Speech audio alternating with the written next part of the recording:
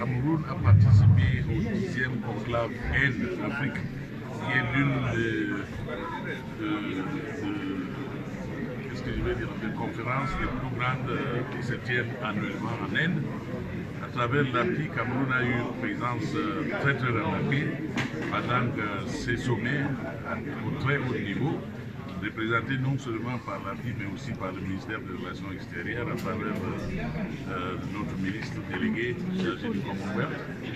Au cours de cette réunion, de ce conclave, l'API s'est déployée en Inde en organisant pas mal de rencontres d'affaires avec les opérateurs économiques indiens et a rencontré pas mal d'opérateurs économiques dans divers secteurs qui étaient tellement intéressés à investir au Cameroun. Alors, nous nous sommes fait le devoir de les poursuivre et aujourd'hui, on voit un peu le fruit d'un retour de ces Indiens vers le Cameroun pour montrer effectivement qu'ils étaient effectivement très convaincus par ce qu'ils ont entendu de la vie. Également, cette mission donc est une mission de retour, comme on appelle, des investisseurs, certaines que nous avons rencontrées et d'autres qui étaient aussi nouveaux. Il était prévu une quinzaine de ces personnes, 9 ont pu faire le déplacement, mais dans ce 9-là, il y a eu la Confédération indienne des industries qui en elle lui-même regorge plus de 900 000 entreprises indiennes. Donc, il couvre presque tous les secteurs couverts par la SND Trans que nous avons besoin, pour lesquels on a besoin des investisseurs. Si vous avez suivi le programme hier, nous avons fait 9 ministères avec eux, reçus par le Premier ministre du gouvernement, 9 ministères qui ont tous essayé de montrer leur engouement, surtout dans leurs secteurs différents, pour les projets que les Indiens ou bien les investissements que les Indiens ont pu réaliser.